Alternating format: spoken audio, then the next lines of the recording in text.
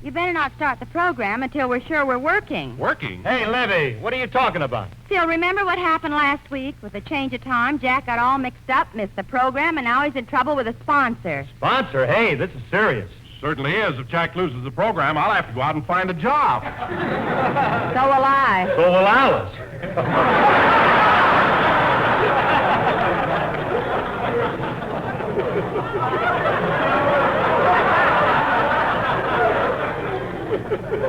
Oh, fine. Hey, Libby, if Jackson gets fired, are you going to get your own radio program, or are you going to go into pictures? Well, I'm not quite sure, Phil. I'll have to think it over. Oh. But in the meantime, tell Alice I'd appreciate it if she'd buy her stockings at the May Company. I'll give her a discount. Gosh, I wish Jack would come back and give us the verdict. Come back? Why? Where is he? He's on the phone in his dressing room talking to the advertising manager, Mr. Jones. Gee, I hope it works out all right. You see, Mr. Jones, when I missed my program last week, it wasn't... Mr. Jones? Mr. Jones, are you listening? Yes, Jack, I am listening. Well, when I missed my program last week, it wasn't my fault. See, my watch said 4 o'clock when it was really 5.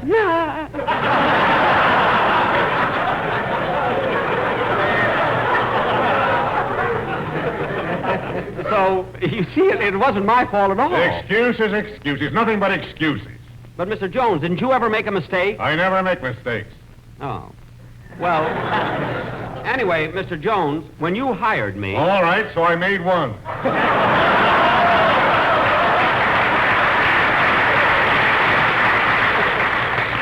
Well, I knew you'd admit it. Anyway, Mr. Jones, when you hired me, we had an understanding that... Wait a minute, Jack. Hold it a minute. It's the start of the 7th inning. The count is 3-2. Here comes the pitch. Greenberg drives one deep into left field. He's rounded first. He's pulling up at second. It's another clean double for Greenberg. What were you saying, Jack? Well, Mr. Jones, I said that when you hired me, we had an understanding that... Combine is now at bat. Here comes the pitch. It's a single. And Greenberg goes to third.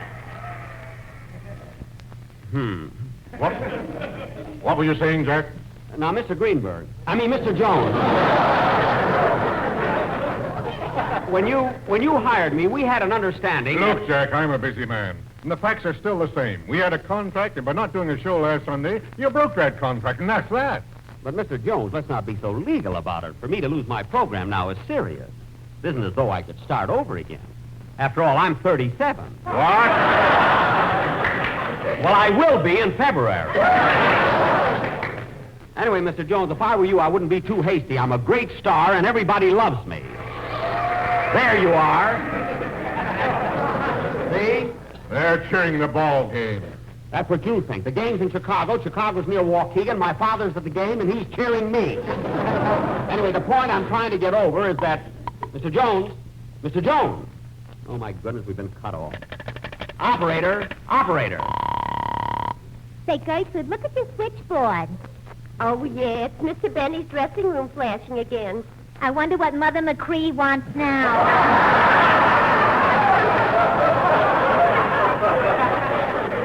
I'll find out. Hello?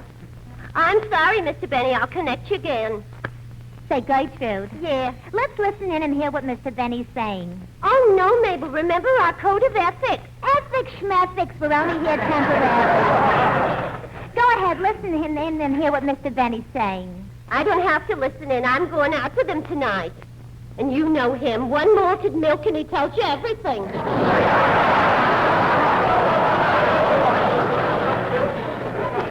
What a man. Go on, Gertrude. Put on the earphones and listen to what he's saying. Okay. Can you hear him? Uh-huh. Gee, the sponsor's really giving it to him. Gee, that's awful. Isn't Mr. Benny defending himself? He sure is. What's he saying? But Mr. Jones. But Mr. Jones. But Mr. Jones.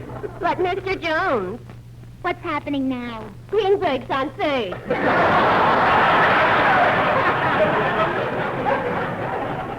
Well, I think... Wait a minute.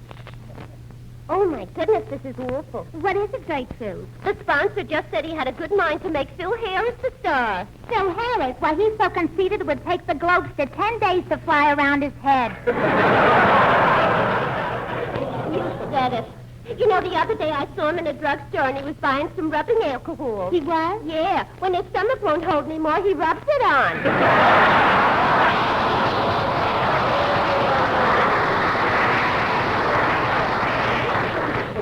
Ain't it the truth? Gertrude, give another listen. Gertrude, give another listen and see what's happening. Okay. Gee. What is it? I think Mr. Benny's going to lose his job. Oh, that's a shame. After all, he's been the star of the show for so many years. Oh, it and- don't sound so good. What do you mean? Mr. Benny just asked if he could stay on as one of the auctioneers. Operator. Yes. Operator, I'm through with my New York call. Would you please figure up the charges? Yes, sir. Gosh, my sponsor sure was mad. But then he did give me another chance, so maybe I ought to... Oh, darn it, I hung up without asking him for a raise. Everything was going along swell this season, then along came Jones. Gee, I'm hungry. I wish Rochester would get back with that sandwich. Oh, well, I better get out on the stage. Hey, we must be on the air already. Larry Stevens is going into his song.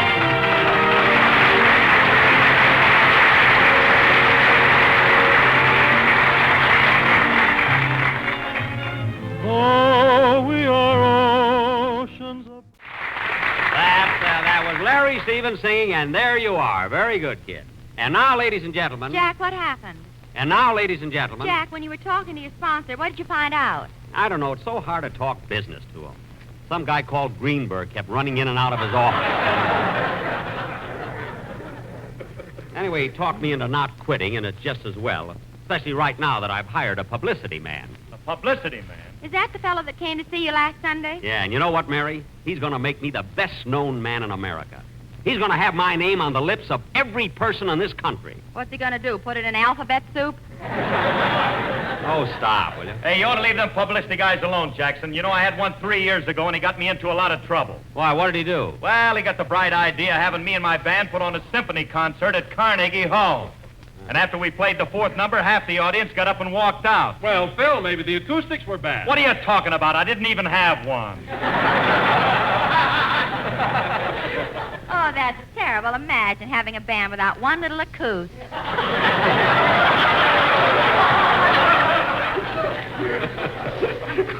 Carnegie Hall?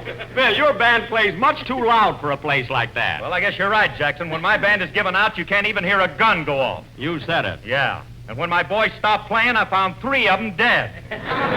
Oh, my goodness, what did you do? Nothing. I still got them with me. You still got them with you. They must be the 3 that are smiling. I don't blame them. They can't hear. Well, anyway, Phil, I don't care what happened to you. I'm still going to keep that publicity man because he's really going to get... Say, Jack, there's Rochester in the wings. He's trying to get your attention. Oh, yes, I sent him out for a sandwich. Excuse me a minute. Here you are, boss. You want to go in your dressing room and eat this? No, I'll eat it right. Wait a minute, Rochester. This isn't what I told you to get. I ordered a simple combination sandwich of roast beef, Swiss cheese, turkey, ham, bologna, roast pork, salami, liverwurst, lettuce, tomato, and chicken. Now, where is it? I passed Warner Brothers and they tipped it over.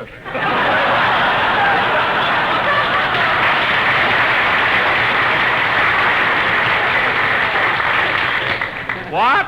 It was my own fault, boss. I shouldn't have put wheels on it.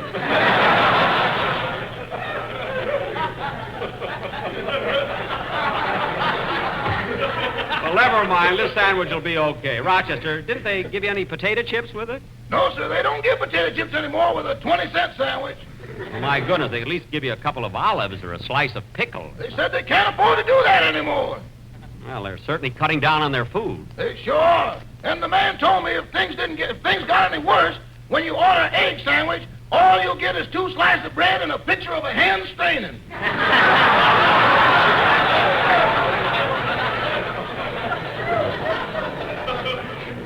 Well, hand me the sandwich. I'm hungry. There you are. Ow! Boss, you bit my finger.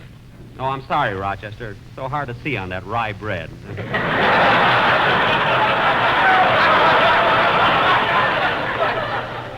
I'm sorry. Well, see you later, boss. Oh, don't go away, Rochester. I'm going to do a newspaper sketch, and I may want you to be in it. Okay, I'll wait. All right, kids, let's get on with the show. And now, ladies and gentlemen, tonight, in honor of National Newspaper Week, we're going Jack, to for heaven's sake, when you eat a sandwich, why don't you use a napkin? Huh? You've got mayonnaise on your ear. Oh. I never saw anyone like you. If you can't reach it with your tongue, you let it alone. Never mind. And now, ladies and gentlemen, tonight, in honor of National Newspaper Week, come in. Hello, Benny. Here I am on time, right on the nose like a pair of glasses. Oh, I'm glad you came over, Steve. Hey, kids, this is my new press agent. Hello, everybody. Bradley's the name, Steve Bradley, the man who told the birds and bees about people. Well, sit down, Steve. We're just about to do a play, and I'll talk to you right after the program. Good. I'll watch. Now, don't mind me. Just pretend I'm one of the family. You make believe I'm not here at all. Okay. Now, Phil, as the play opens, I want you to Say, play... Benny, when I think of it, don't forget the publicity appointment you have for tomorrow. Oh, I won't. Now, Phil... At 10 a.m., you're going down to the Union Station where you'll be made an honorary red cap.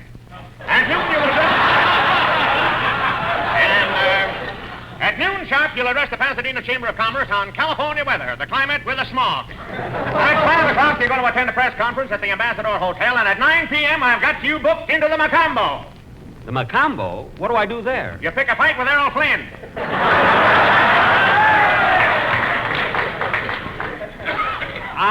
I pick a fight with Errol Flynn? Don't worry, Llewellyn Parsons will be in your corner. Look, Steve, we'll talk about this after the broadcast. I've got a play to do. You know? Okay, now just pretend I'm one of the family and make believe I'm not here at all. Good. Now, Mary. Yes, Jack? In our sketch, you play the part... Hold it, Benny, hold it. I just thought of a great idea. Look, Steve. What a stunt this is, what a stunt. Wednesday night, you catch the train for San Francisco, you hear? And on Thursday morning, while the fleet's in the harbor, you jump off Golden Gate Bridge. Me? Wait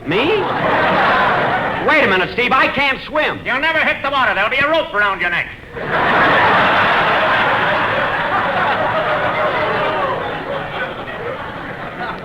A rope around my neck, but I'll be hanged. Oh, darn it. I keep forgetting I used to work for Swing and Sway with Sammy Kaye.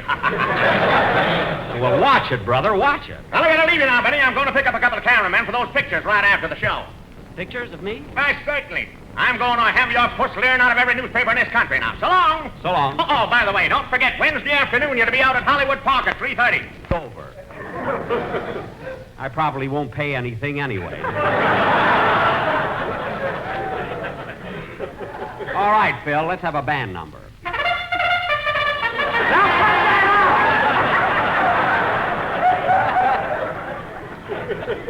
Play the number you're supposed to. Okay. These thoroughbreds are so temperamental.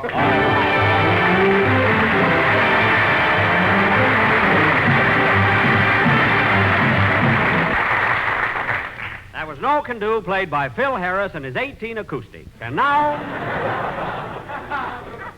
now, all right, Phil, I didn't think it was so good either. It's all right. You don't have to look at me like that, you know. That face he gave me. And now, ladies and gentlemen, tonight, in honor of National Newspaper Week, we present a thrilling drama entitled The Mystery of the Murdered Movie Columnist, or They Were Playing Leapfrog and They Had a Hopper. I don't blame you. I shall play the part of Scoop Benny, the fearless, fighting, two-fisted editor-in-chief of the Los Angeles Daily Bugle. Jack, come back here. It's not till Wednesday.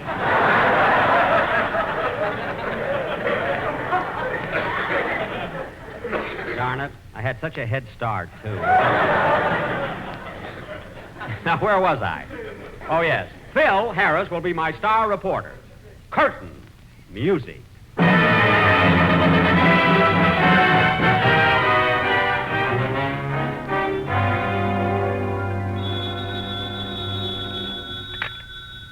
Los Angeles Daily Bugle. Editor Benny speaking. What? Give me all the details. When did he get there? Today? What a scoop. What is it, Chief? Greenberg's on third base.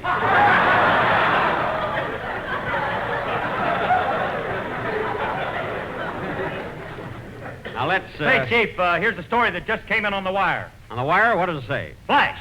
Red Allen opens his new radio season tonight. Well, dress it up a little and put it in the obituary column.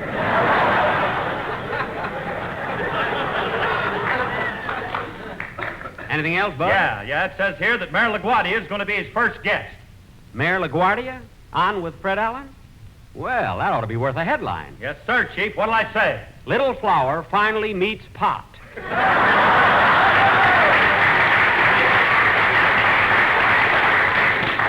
Okay, Harris, run it like that. Right. Daily Bugle, Editor Benny speaking. You're the guy I want to talk to. I know you're helping the police, but I'm warning you. They'll never catch me. Who is this? Itchy.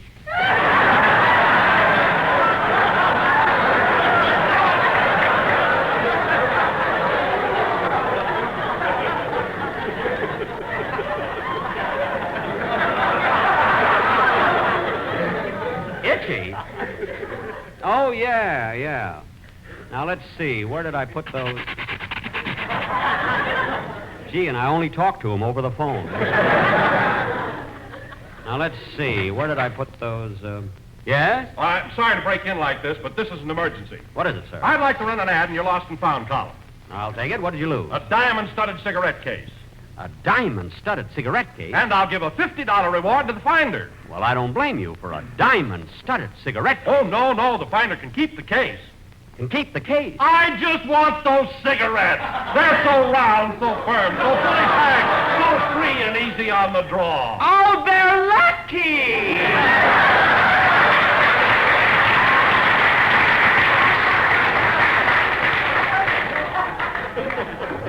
Well, I don't blame you, Bud. I'll rip out the front page for this. Daily Bugle, Editor Benny speaking. Hello, big boy. This is Mrs. Archibald J. Stuffington of 204 Stuffington Road, Archibald County, Stuffington, California. Oh, yes. How are you, Stuffy? I've got a big story for you. Come up to my apartment. My husband has just been murdered.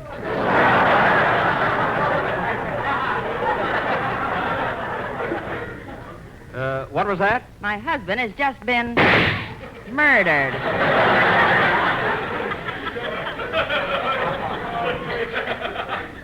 What was that? You don't like him, do you? No. Are you sure he's dead? Well, just a second. I think so. Now, if you'll excuse me, I gotta go rinse a few things out. Rinse away, rinse away.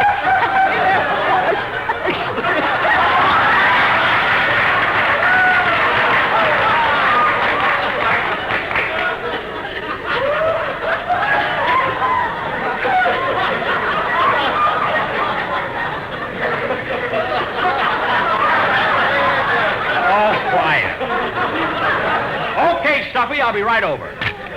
Hey, Harris. Yes, Chief. There's been a murder committed, and if we solve it before the police do, we'll get the exclusive story. Then we better hurry. Yeah, come on, let's go.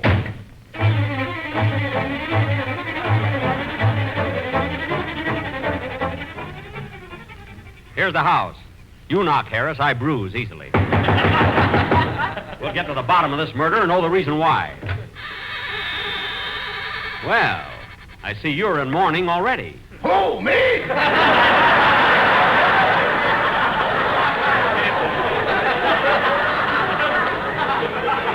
Oh, pardon me. Who are you? I'm the English butler.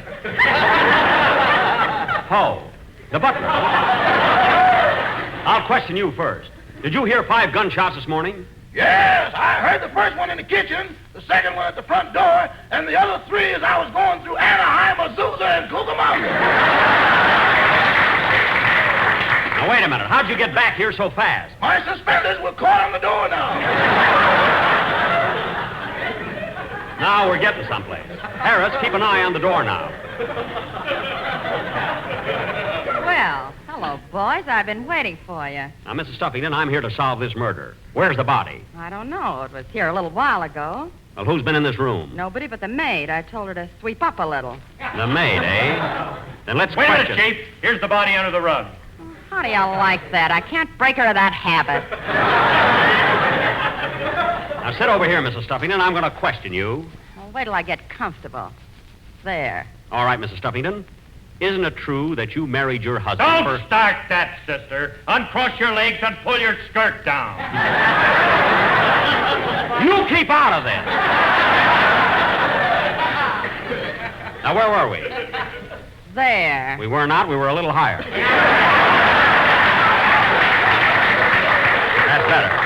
Now, look, Mrs. Stuffington, I know you committed the murder, so you might as well confess. Okay, boys, okay. Just set your cameras up over there. I'll get Benny to pose for the pictures. Picture? Steve, wait a minute. We're doing a sketch. Yeah, you can do that later. I got to get you ready for this publicity stunt. Wait a minute. Get that saddle off my back. Hold still now. Hold still. Take that bit out of my mouth. Oh, Benny. Ho now. Now, wait a minute. I'm not going to run in that race at Hollywood Park. Of course you're not. I got a better idea. What? We're going to paint you white and Halsey's going to ride you through Tokyo. Through Tokyo? Hey, that's a great idea. Gee, Admiral Halsey. Come on, Steve, let's go.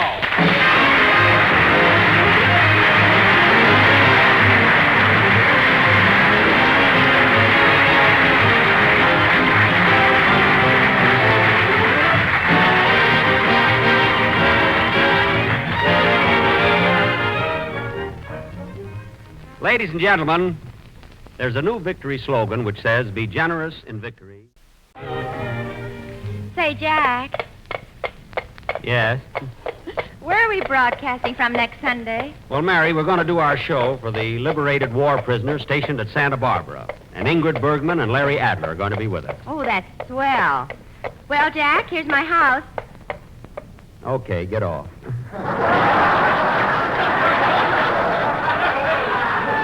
Good night, Jack. Good night, Mary. Gee, I'll be glad to get home. These shoes are killing me.